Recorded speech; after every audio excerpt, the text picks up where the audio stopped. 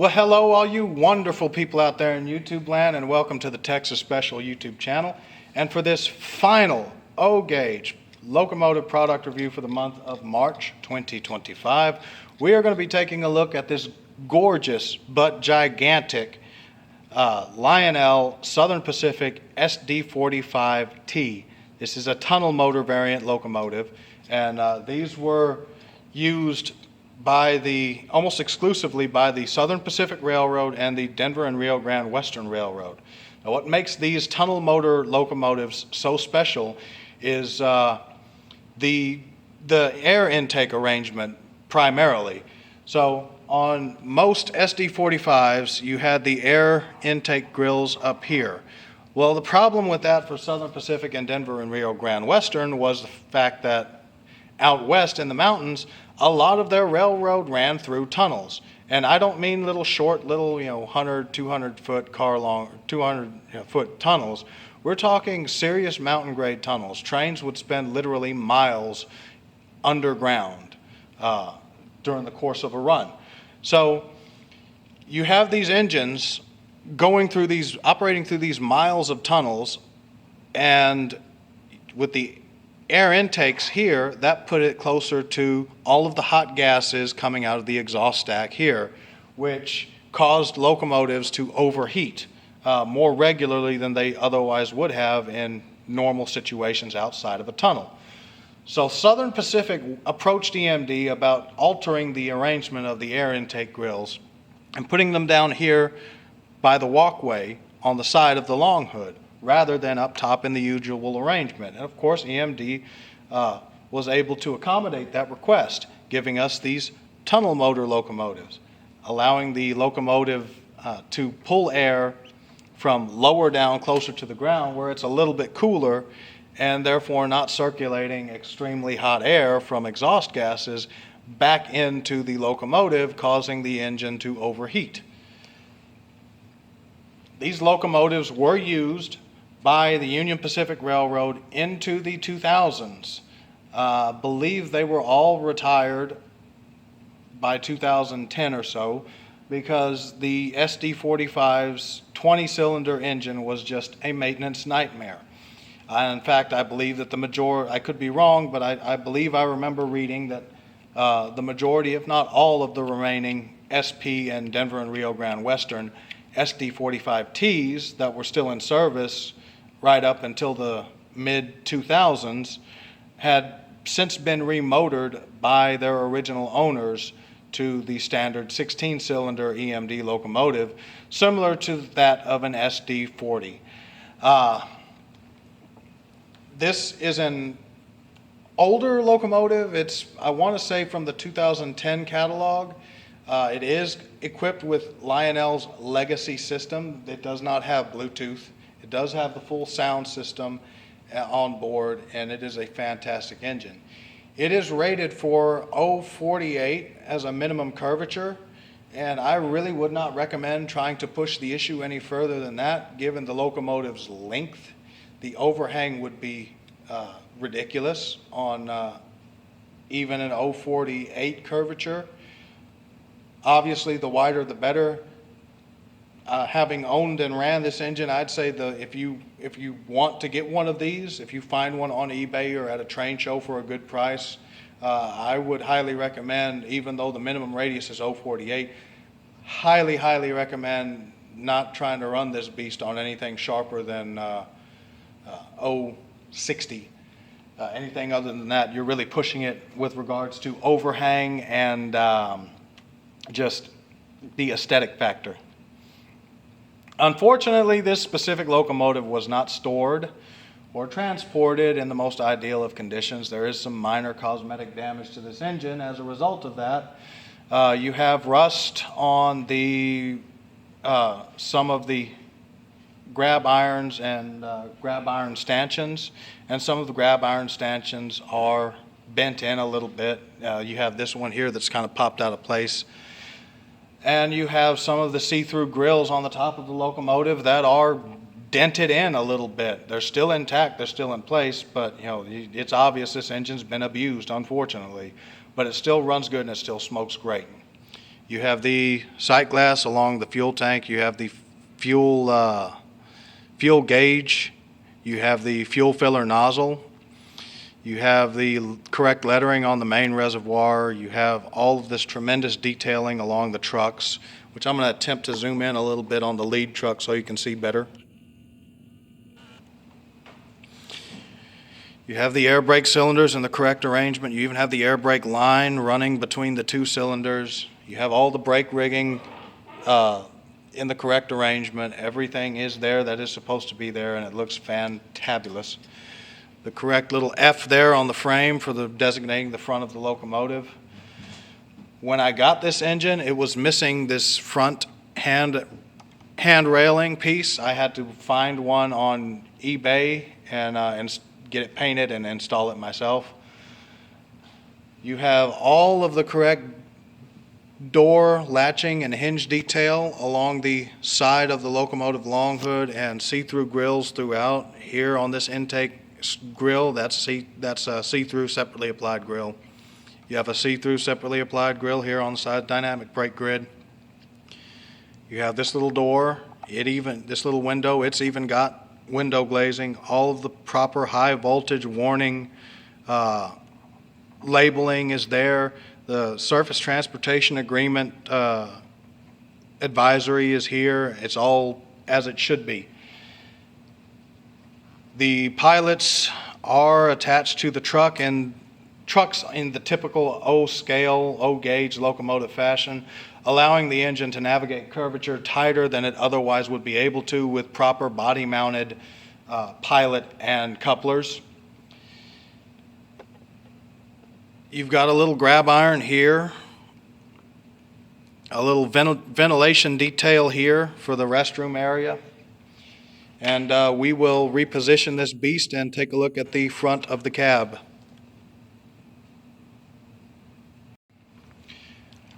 So here we are looking at the front end of this locomotive, the business end of the locomotive. As I said, this hand railing detail here was missing. It was broken off, and I had to buy a detail piece on eBay to replace it.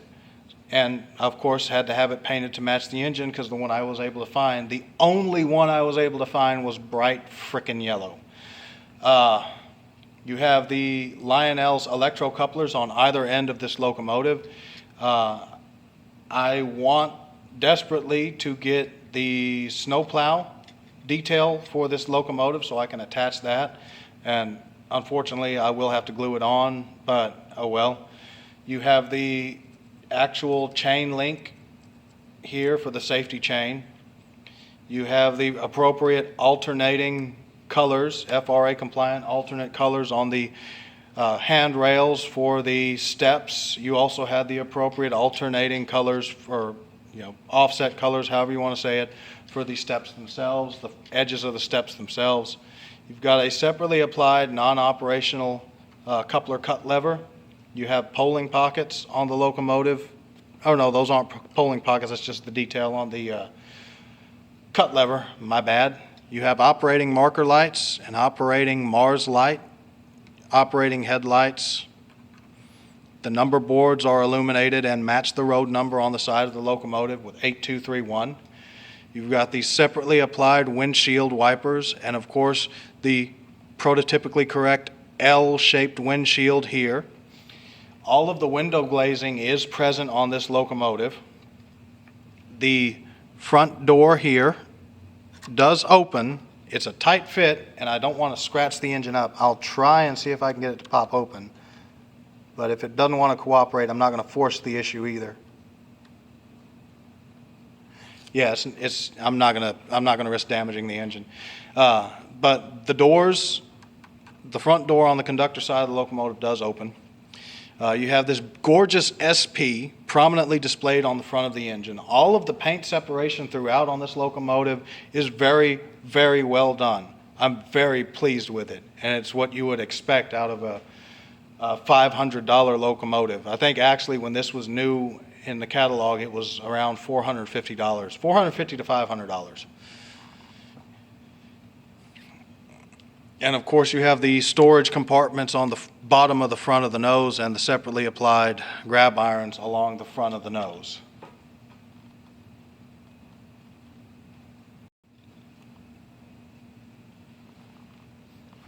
Looking at the front of the locomotive, on the conductor side, you see the separately applied handbrake wheel and the turbocharger housing.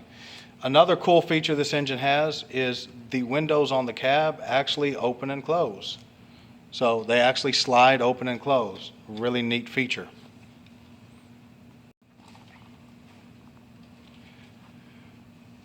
Looking at the top view of this locomotive, you see there is actually non-slip tread patterning along the walkways of the locomotive on the short hood and along the side of the long hood. You have the exhaust stack here, which operates and actually puts out a pretty damn good amount of smoke. You have the cooling fans here for the dynamic brake grid. You have the access hatch to the turbocharger bolted onto the top of the locomotive, and you have separately applied lift rings all the way throughout the top of this locomotive. You can see the air conditioner here. You can see various lines and whatnot here. Moving farther back to the back side of the engine, you can see the 3-chime air horn, which is prototypically correct for SP. They love their Nathan P3s. And there's that grill damage I was talking about. You can see it's been pushed in. Still intact. It still looks fine. It's still, it doesn't detract from the model in a really distracting way, but it is there. But apparently the detailing held up well enough so it's not, damaged.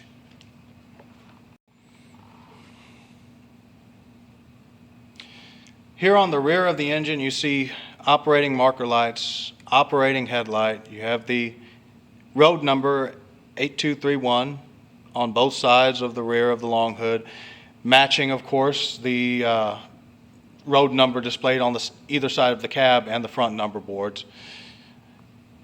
You have the MU hoses. You have a cast-on coupler cut lever, the Lionel electro coupler, one-piece die-cast pilot that's attached to the rear truck, again, to allow this locomotive to operate on curvature tighter than a body-mounted coupler and pilot would otherwise allow. Hand railings with an actual chain for the safety chain, separately applied grab irons for the ladder to access the roof of the locomotive.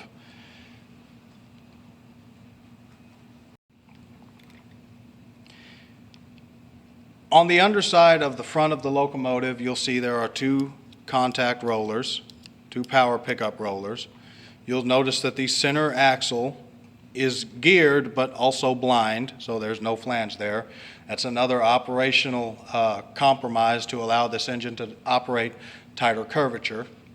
The motor itself is connected to the second axle on either truck, which is why the blind wheel is geared. It transfers power to the outer 2 axles. You have the Odyssey control switch here. Toward the nose is on and toward the cab is off. The Lionel Odyssey speed control system is similar to cruise control on your car. If you have tight curvature or excessive gradient on your railroad, the Odyssey system allows the locomotive to run at a constant, steady speed, going uphill and going downhill and going through curves rather than slowing up or speeding up when you're running trains on a grade or around curves. This switch right here directly under the front edge of the cab is the sound switch, so sound on and sound off switch. And as you can see here, this nice big speaker, that is exactly what it is. That's the speaker housing, and it's in a die-cast housing, a die-cast baffle.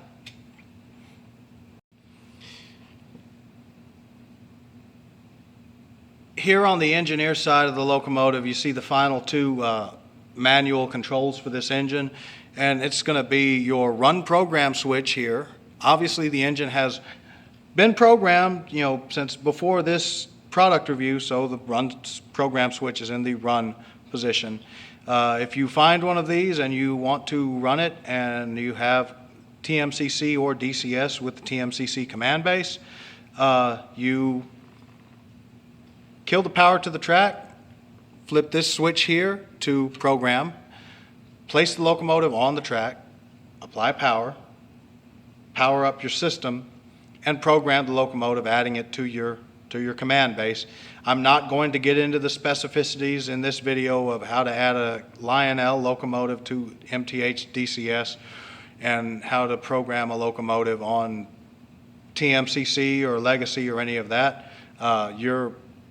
Your user manual will talk you through that process very, very well if you follow simple directions. But that's the point of the run program switch. Engine will not run in program. However, if you are running it in AC, conventional AC, the run program switch on most Lionel command control equipped locomotives is the same as the reverser locking switch. So there is that. Program locks the E unit in a conventional setting to whatever direction the locomotive is set to run when power is next applied to the track. In run, the locomotive will operate in its typical forward, neutral, reverse, neutral, forward cycle. And this final switch here is the smoke on-off switch. Very, very simple and basic and user-friendly concept there. If the switch is on, the engine's going to smoke. Make sure you got smoke fluid in there. If the switch is off, the engine is not going to smoke. Plain and simple.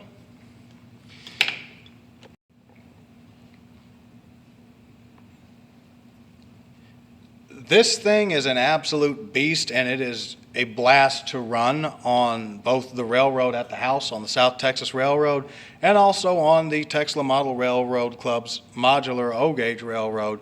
And it is a beast. It is a pulling son of a gun. I love the hell out of this engine. This is the only engines that I have in my collection that I would rate above this one are, in no particular order, my Texas Special and my Southern Pacific 442.